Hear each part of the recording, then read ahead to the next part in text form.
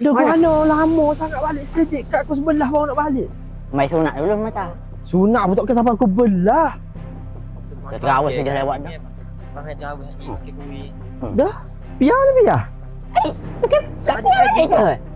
Tak sampai lagi. Piar balik dah masa mana? Okey royak dah pergi 3 orang kelik 3 orang.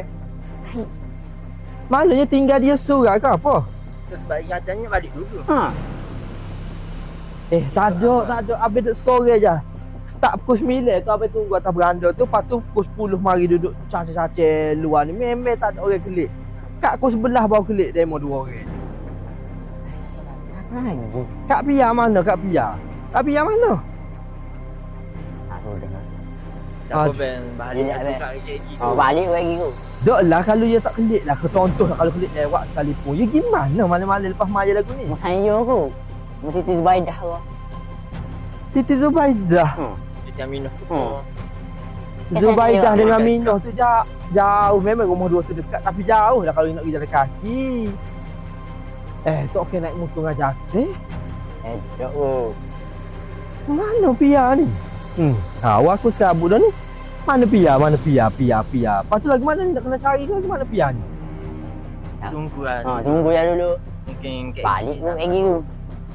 Aku kalau tak balik tak dapat tidur aku ni. kita tunggu ada yang banyak tidur.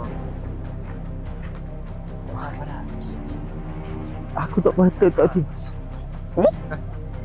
Pia. Tak Pia payah. di mana? Bapa tak balik. Pia? Oh, tak payah. Oh, balik lambat. Lepas tu kita tegur atas jalan.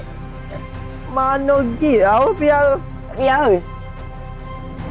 Aku tak siap. Mana punya? Orang Tino lagu tu lah orang Pala Tino. tu. Ada lah tu masalah dia dengan cewek dia. Kalau ke mana kau macam-macam lah orang Tino kat. Tahu gitu tak lah. Apalah habis lega dah. Allah. Dia tu adalah lelah. Inhaler bawa pun takut hilang pun kapur kau takut jadi kapur lah. Tahu dah. Tu nampak dia balik tu muncul lah. Alhamdulillah. Alhamdulillah dia balik.